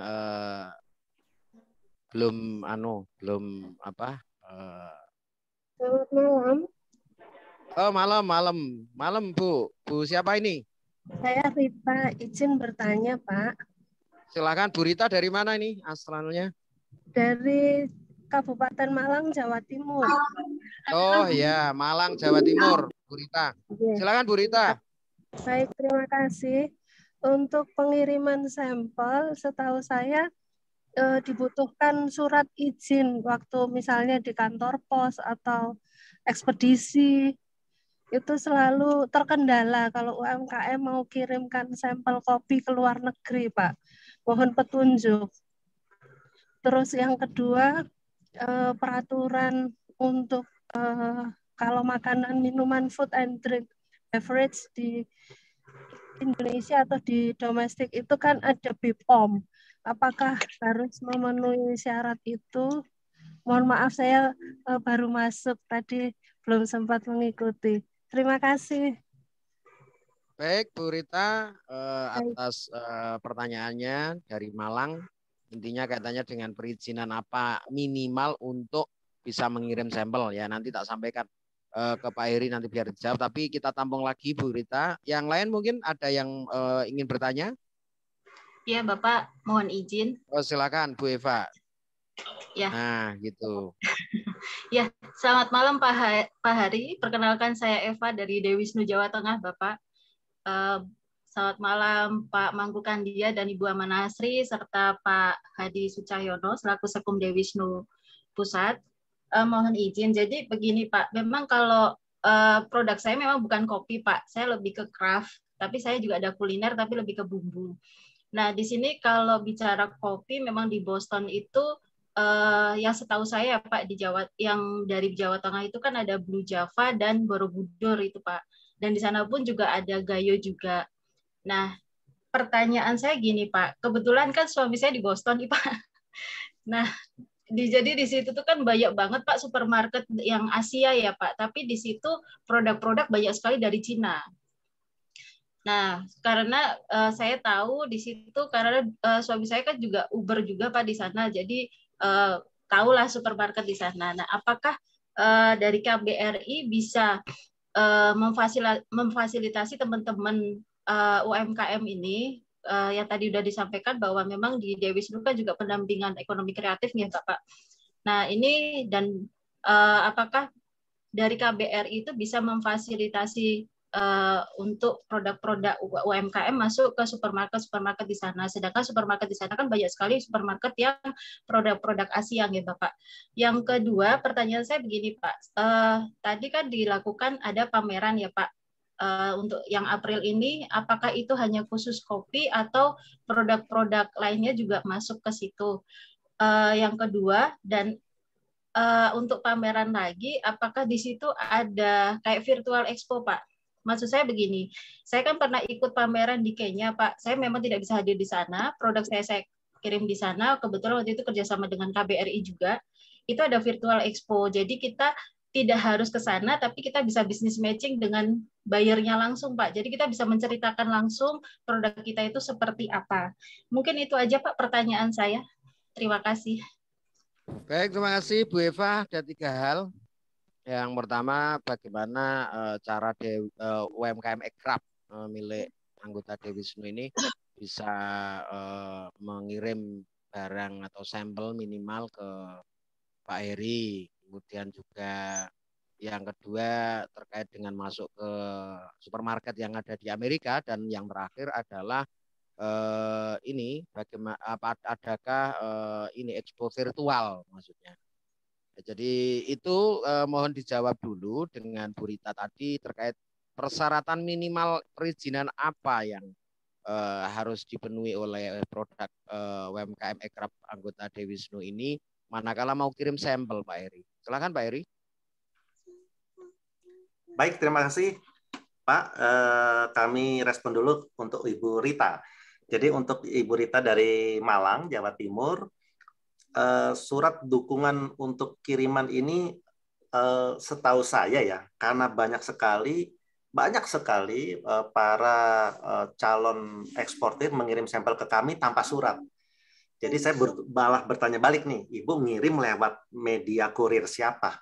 Kalau mungkin apa FedEx atau DHL atau kantor pos, ini juga mungkin ada sedikit ketidakseragaman ya. Banyak sekali yang kami terima tanpa surat kami. Banyak. Tapi kalau toh demikian, kami kan sudah mengirim surat nih tadi di kolom chat terkait dengan acara kami di Amerika Serikat. Nah, dari situ mungkin kalau memang bisa itu digunakan untuk referensi. Mungkin kalau Bapak Ibu lihat kolom chat tadi saya sudah mengirim ada surat dubes untuk Menteri Pertanian terkait ada acara-acara Atani di 2022 yang akan dilaksanakan. Nah, basis itu juga bisa. Intinya begini, kalau organisasi seperti Dewisnu ini ada 40 di Indonesia yang menghubungi saya, yang membernya ingin mengirim sampel dan harus pakai surat saya, luar biasa saya pekerjaannya di sini ya. Artinya bahwa setiap organisasi harus butuh surat Atani untuk bisa kirim. Sepertinya tidak demikian karena memang contoh-contoh perusahaan yang mengirim sampel itu langsung mengirim aja. Gitu. Mungkin Ibu perlu tanya juga ke kurir lain. Kalau kemarin mungkin Bu Rita ke kantor pos Indonesia umpamanya, mungkin bisa beralih ke FedEx umpamanya gitu, atau UPS atau DHL. Yang lebih mudah aja dicarinya. Kadang-kadang mereka sendiri sesama kurir perusahaan asal Amerika tidak seragam. Nah, itu yang dari kami. Gunakan surat kami yang sudah ada di kolom chat. Ya, atau mungkin gini Pak Heri, yang maksud Bu Rita itu adalah di samping surat Bapak tadi, ketika barang itu kemudian diperiksa untuk pengiriman itu, misalkan ada dokumen-dokumen yang mungkin ditanya, sudah punya PIRT atau izin edar apa tidak, sudah punya NIB nomor induk berusaha apa tidak. Nah, mungkin lebih spesifik itu Pak Heri maksudnya. Oh, siap. Itu. Baik, jadi kami hanya tegaskan sepengetahuan kami hanya butuh surat keluar sertifikat SPS sanitari dan phytosanitary dari Barantan. Hanya itu. Bapak Ibu belum BPOM, saya tidak masalah. Bapak Ibu belum termasuk PIRT, saya tidak masalah. Ya, kami tidak merequire, tidak mensyaratkan bahwa produk yang dikirim harus punya standar apa atau harus tersertifikasi apa, tidak. Hanya kami butuh setiap pengiriman itu Bapak Ibu lolos sanitari dan phytosanitary dari Barantan. Itu saja. Jadi Bapak Ibu nggak punya perusahaan, kirim ke sini. Ya, Bapak Ibu belum daftar ke BPOM, kirim ke sini. Tidak masalah.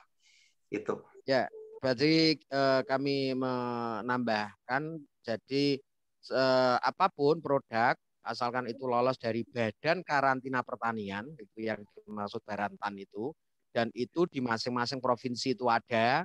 Jadi nanti bisa menghubungi, dan insya Allah kami di Dewisnu juga ada kontak di Badan Karantina Pusat, sehingga misalkan mau tanya di Badan Karantina di provinsi se-Indonesia 34 ini juga akan kami bantu untuk berkomunikasi, karena juga kami masuk di JPN yang dilantik oleh Kementerian Pertanian dalam rangka Badan Karantina Pertanian. Begitu ya Pak Heri ya, terkait Siap, dengan Pak masalah. Seku. Ya, lanjut Pak, yang Bu Eva Pak, ada 3 hal tadi Pak. Baik, untuk Bu Eva ini ada pertanyaan terkait dengan fasilitasi UMKM ke supermarket. Ya, kembali lagi Bu, fasilitasi kami tadi yang sudah kami sampaikan bahwa kami menyampaikan produk UMKM Indonesia door to door. Jadi ada juga beberapa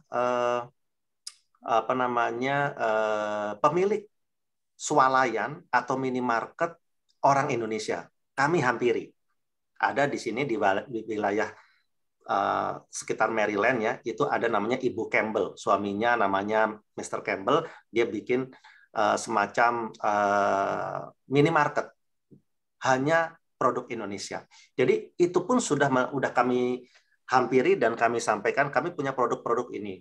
Dan terus terang konteks kami itu bukan tanda kutip mirip atau bahkan orang mengira bahwa embassy ini menjadi mediator atau broker ya. Jadi cara kerja kami gini Bapak Ibu. Strategi kami membuat nyaman dua pihak.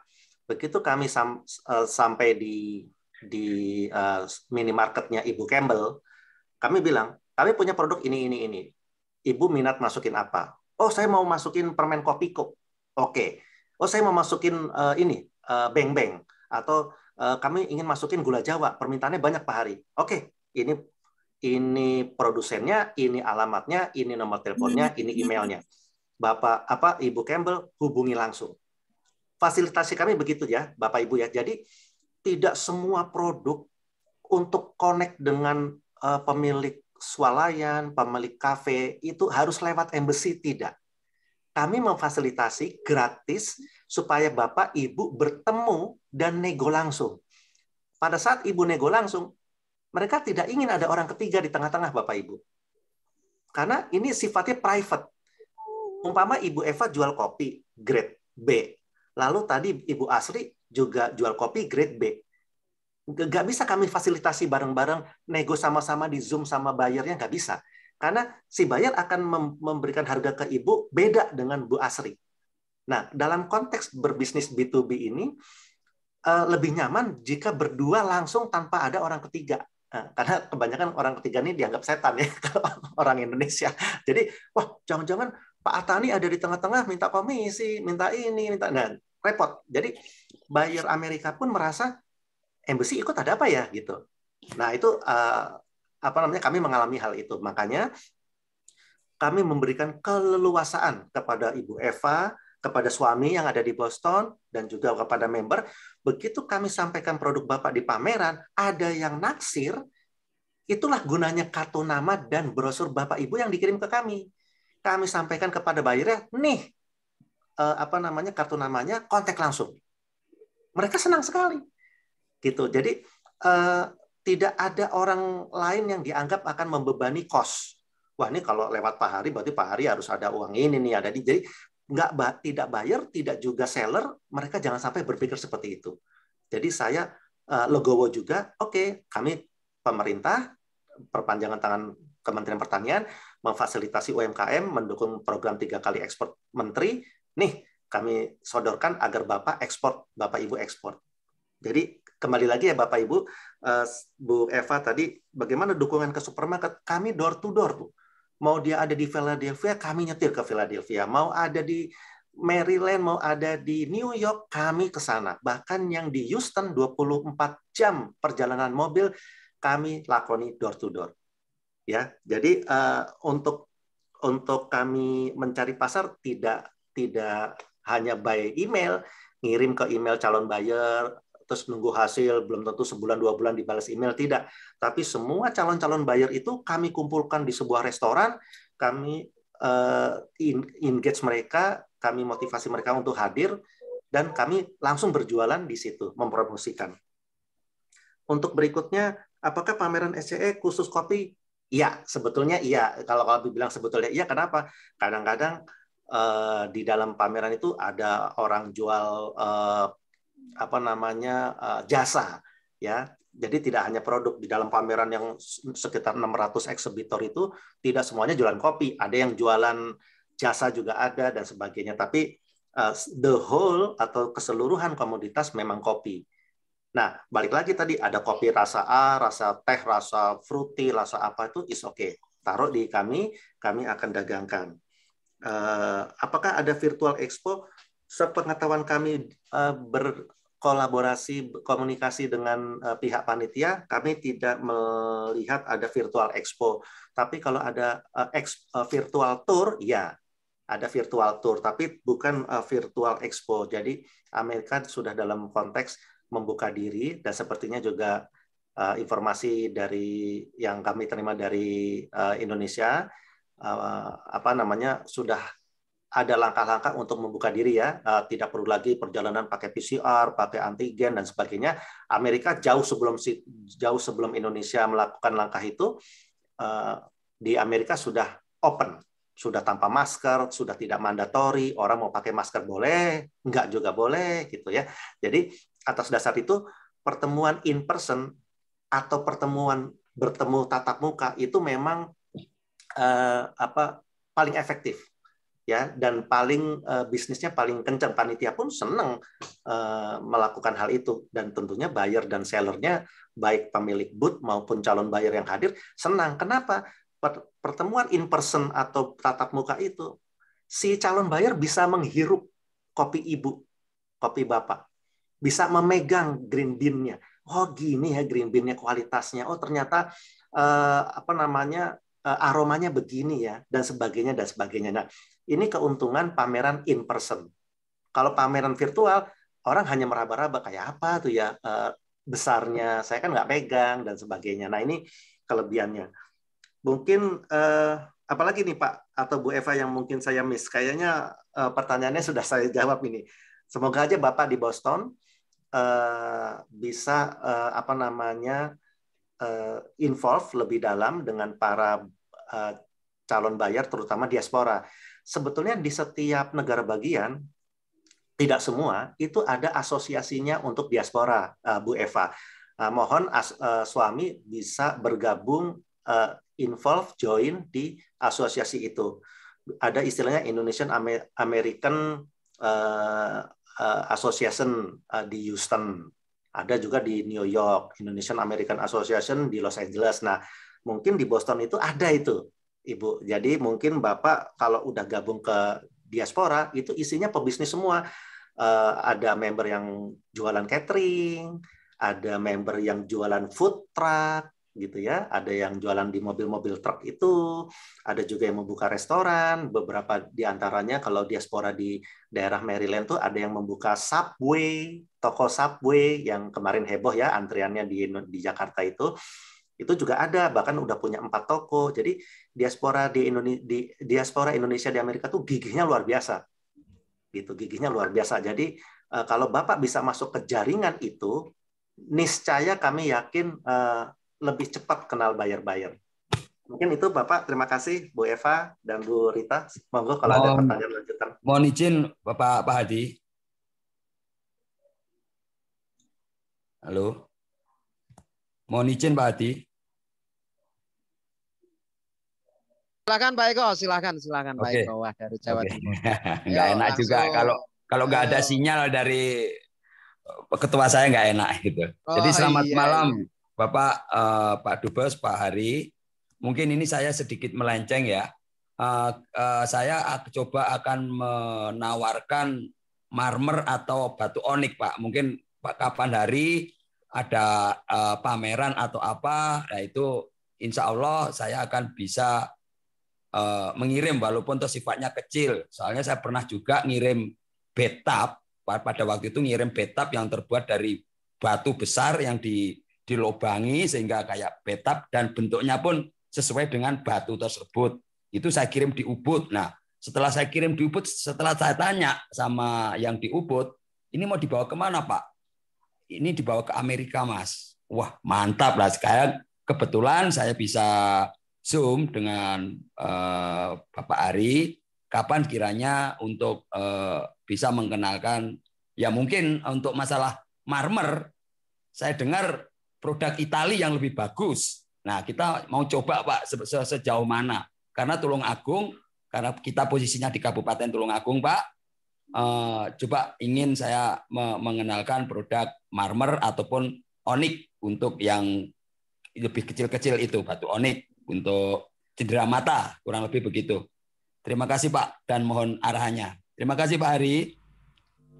Pak Adi. Pak Eko, terima kasih.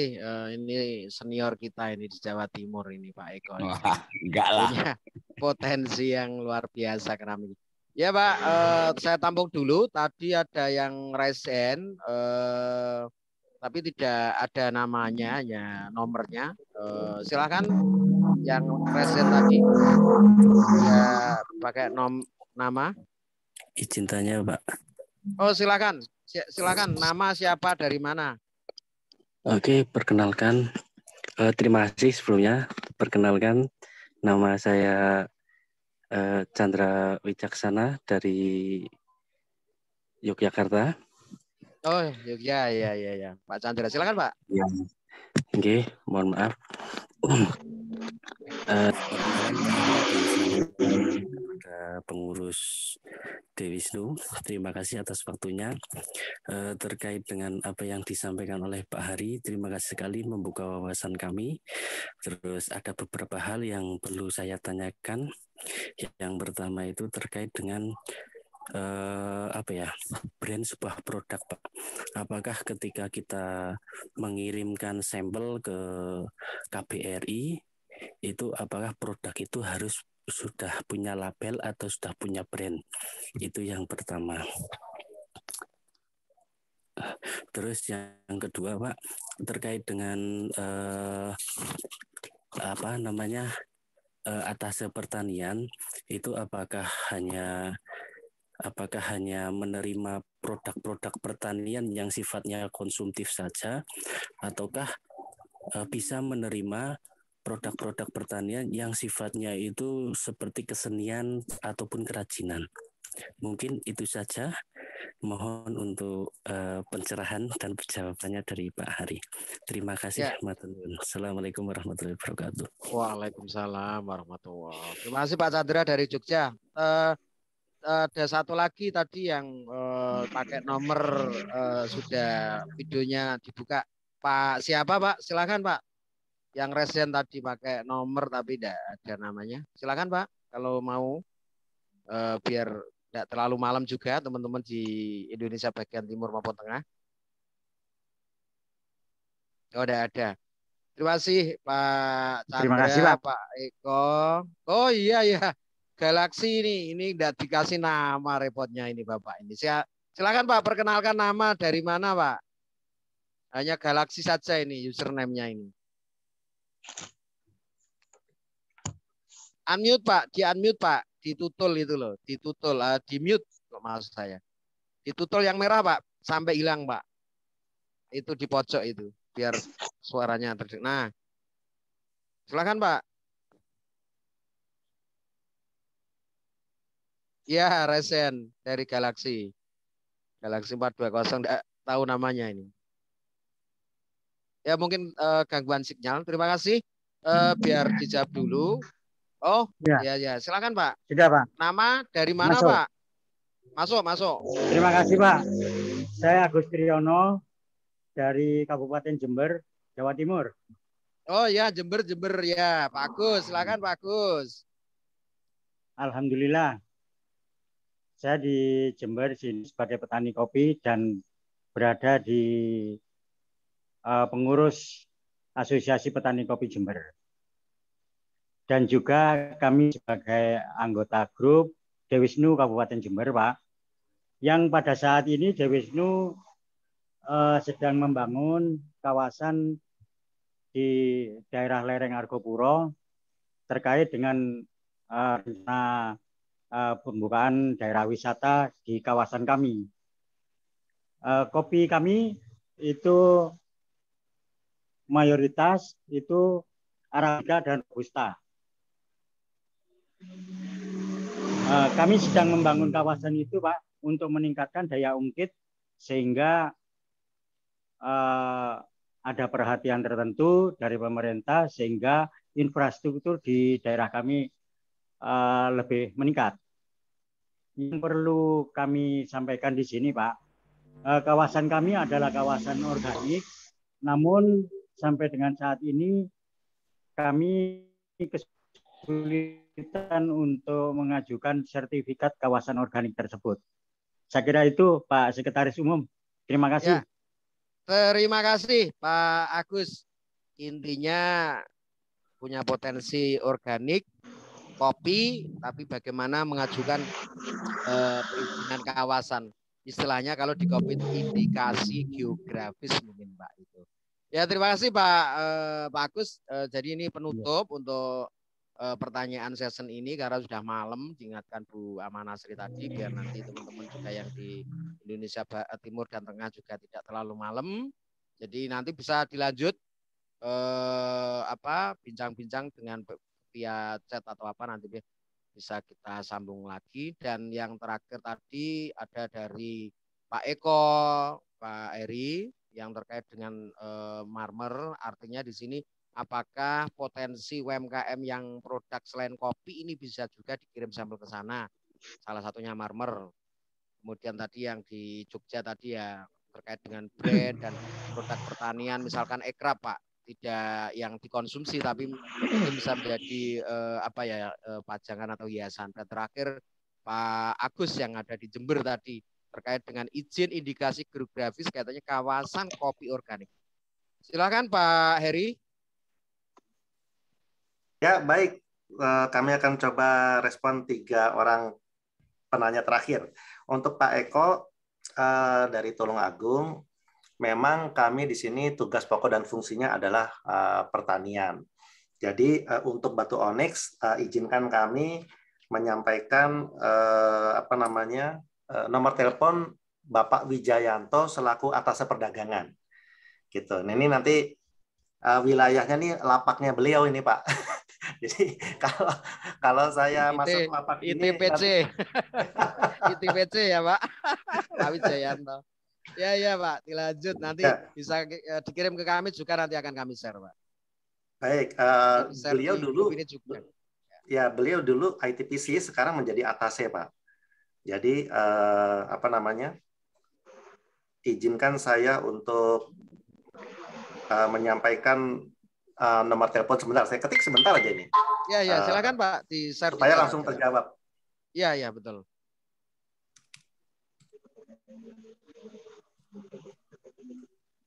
Ya, kami sudah kirim di kolom chat ya. Silakan mohon untuk dicatat ya Bapak Ibu, karena mungkin setelah ditutup chat akan hilang. Silakan Pak Heri. Baik, ini untuk untuk yang teman-teman, rekan-rekan anggota Dewisnu yang akan mengirim non pangan, non pertanian, silakan hubungi Bapak Wijayanto, karena sebelumnya juga di webinar yang lalu ada yang mau masukkan sepeda, ada yang mau masukkan lidi, kerajinan tangan dan sebagainya ya. Jadi hubungi Pak Wijayanto. Maaf. Lalu untuk Pak Chandra dari DIY, apakah sampel yang dikirim harus punya label? Memang sebaiknya iya, karena kami akan kesulitan pada saat kemarin ada yang mengirim kopi di packaging, sudah di packaging tapi ditulis dengan spidol. Jadi kami tidak tahu PT-nya apa, usahanya, UD-nya apa, lalu alamatnya di mana, hanya dikirim kopi, lalu ditulis pakai spidol Arabica. Nah, mohon juga karena ini pelajaran, saya tidak nyangka ya ada yang mengirim kopi hanya begitu, sehingga kami bingung mau promosi. Ini dari koperasi mana, UD-nya apa, namanya, alamat desanya mana, nggak ada semua. Nggak ada brosur, nggak ada kartu nama. Nah, kalau dijawab apakah harus punya label, tanda kutip label pribadi boleh, tidak dalam konteks label yang harus standar Amerika begini-begini, jangan. Itu nanti setelah konteks dengan USDA, dengan FDA Pak Agus, baru nanti ada label standar. Tapi kalau menyatakan bahwa kopi ini kami kirim sekian kilogram dalam 5-7 packaging, semuanya dikasih tahu bahwa ini kopi apa, dari siapa, alamat di mana, menghubungi di nomor dan email berapa, ya silakan. Silakan ya. Kami membuat ini menjadi simple aja. Pada dasarnya kan nanti di ujung cerita kan pihak buyer akan menghubungi Bapak Ibu. Bagaimana saya bisa menyampaikan ke buyer, calon buyer, kalau saya nggak tahu, nggak pegang nomor telepon Bapak Ibu, nggak pegang email Bapak Ibu. Gimana saya menjembatani agar calon buyer menghubungi Bapak Ibu? Jadi tentunya kalau saya bilang secara general, jawabannya iya, punya label, punya alamat, punya media komunikasi. Lalu apakah Atani hanya terima komoditas pertanian, tidak seperti tadi umpamanya ada yang seni dan sebagainya? Secara general, ya, kami konteksnya hanya pertanian. Bapak Ibu mau ngirim makanan, minuman dan sebagainya, silakan ke kami. Begitu makanan, minuman, begitu komoditas pertanian yang Bapak sudah buat menjadi obat, Bapak tidak ke kami lagi. Bapak ke atas perdagangan. Jadi kembali lagi, Bapak mau ngirim kemasan minuman, Bapak ngirim sirup, ngirim gula Jawa, ngirim katakan contoh beras, ada buah segar apa, silakan. Tapi begitu komoditas pertaniannya digunakan untuk non pertanian, katakan, Pak, ini kami pertanian juga loh, kami bikin sapu lidi gitu. Ini kan hasil pertanian juga. Iya, benar sih, tapi karena kami konteksnya untuk pangan, sehingga kami harus alihkan ke Bapak Wijayanto selaku atas perdagangan. Itu ya Pak Chandra. Lalu untuk Pak Agus, kami bangga sekali nih Dewisnu ya sudah ada rencana pembangunan di Lembah Argopuro ya. Tadi dikatakan bahwa di situ produksi Arabica dan Robusta. Nah, tentunya gitu, ini ya bagus. Ini saya pikir landasan kami dari sisi Kementerian Pertanian untuk terus berupaya mempromosikan. Tapi sekali lagi Bapak Ibu, pasar di luar negeri tidak satu-satunya pasar yang memang kalau orang bilang itu menjadi acuan utama. Kembali lagi pasar domestik itu juga menjadi acuan justru utama. Saya sedikit share, mohon maaf kalau sudah malam, sedikit share aja bahwa semua negara itu ingin masuk Indonesia menjual produk. Kenapa? Karena kita punya 270 juta penduduk yang siap makan dan minum produknya mereka. Jadi dalam konteks ini, begitu Bapak memang mampu menjual lebih, supply Bapak lebih, silahkan keluar negeri. Memang kita harus cuan, kita harus profit. Tapi pada saat Bapak Ibu mempunyai kapasitas untuk menjual sampai dengan wilayah domestik dulu, it's okay. Kenapa? Karena semua orang luar negeri mau masuk Indonesia, Bapak Ibu. Ya, jadi pasarnya itu yang punya uang itu di Indonesia. Jadi kalau Bapak harus berjuang keluar harus dengan 7 syarat, 8 syarat sertifikasi, Bapak keluar banyak, deal-nya belum tentu besar, tapi kalau besar, alhamdulillah. Makanya kalau suplai Bapak di domestik sudah cukup, Bapak Ibu menjual kopi di dalam negeri sudah mumpuni, sanggup, dan masih ada stok lebih, silakan ekspor. Jadi kalau langsung dari awal Bapak produsen baru berdiri langsung pengen ekspor, memang tidak salah, tapi Bapak akan mengalami tanda kutip pembelajaran yang luar biasa. Saya udah deal, tapi kok kontainer di-reject, dipulangin ke Indonesia. Saya sudah deal, tapi kok kontainer isinya dibakar karena ada kontaminasi ini itu di negara tujuan. Nah, kerugian-kerugian ini membuat demotivasi Bapak Ibu. Tapi kalau Bapak Ibu memang sudah menjadi pemain di domestik, lalu merambah ke luar negeri, nggak usah jauh-jauh, Malaysia dulu gitu ya, yang tadi sempat saya sampaikan. Nah, sudah sukses, langsung jauh sedikit, tambah jauh, tambah lagi di Amerika, itu lebih baik. Nah, untuk pengajuan sertifikasi lahan organik, setahu saya kalau mengandalkan ini di dgip.co.id nih, saya kopikan ke ke kolom chat. Ini yang biasanya kami gunakan.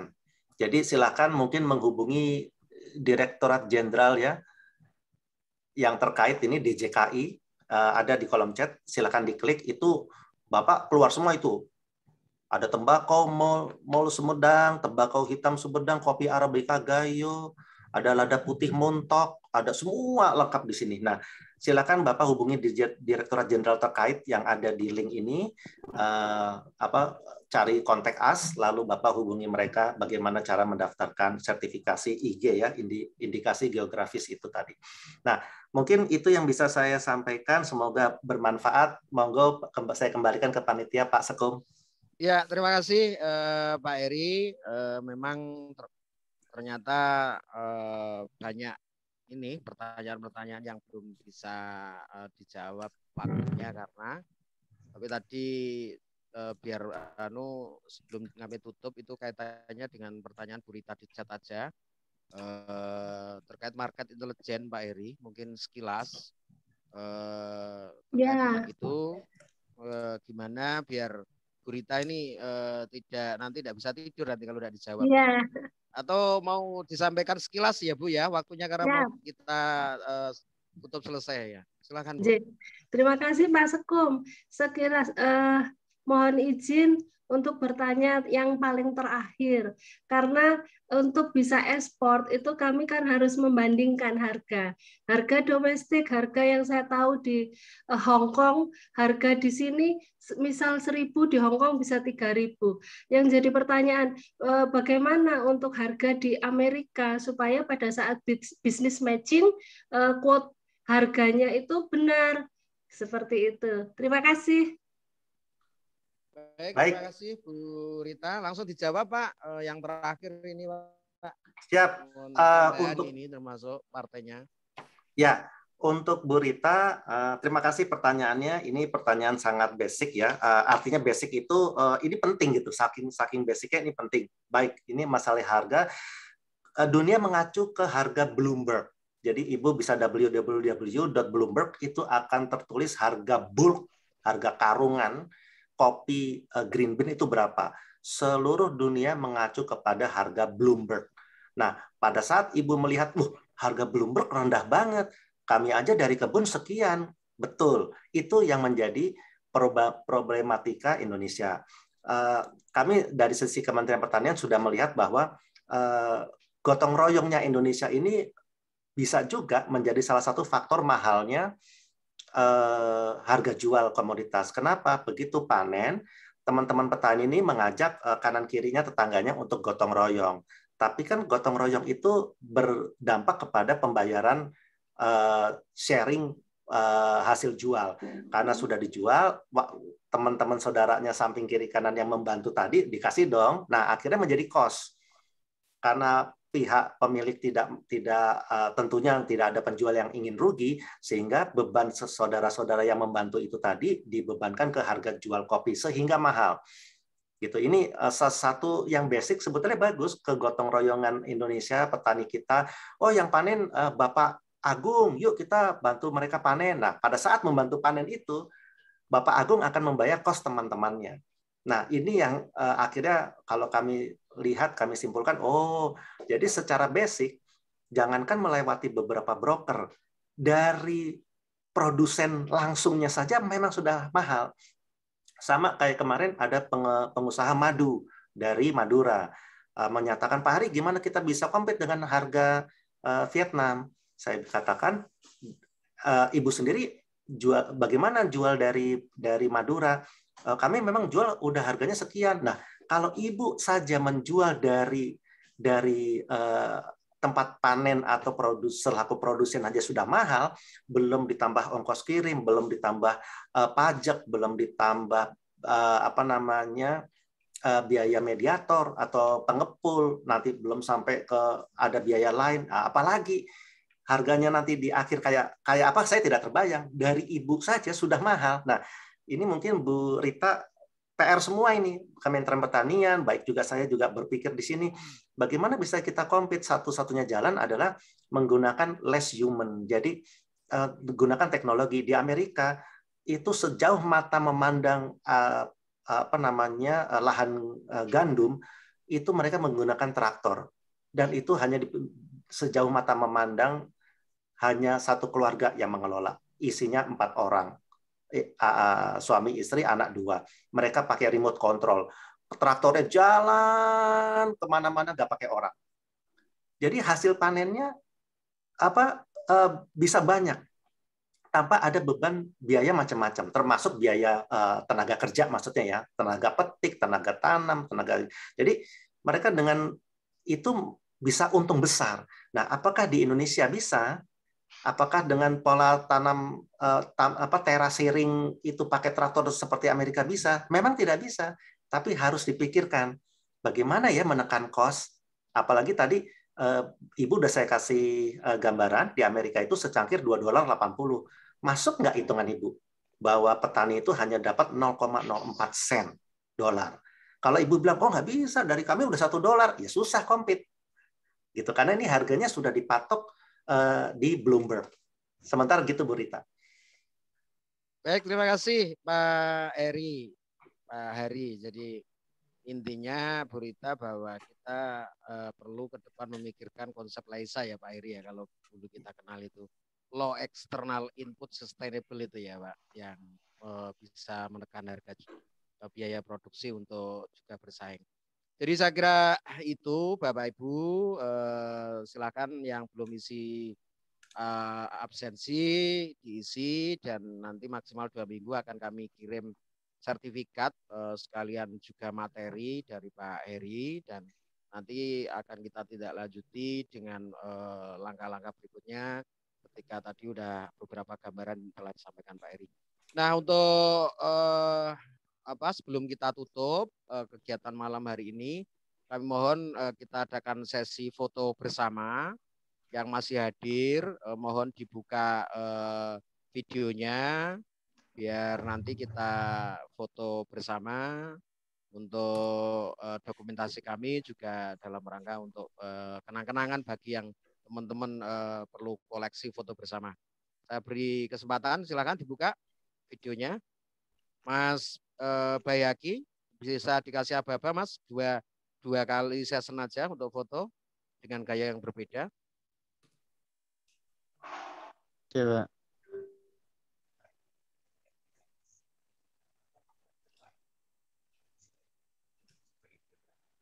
Satu, dua, tiga. Oke, lagi Pak. Satu, dua, tiga. Mulai Pak. Satu,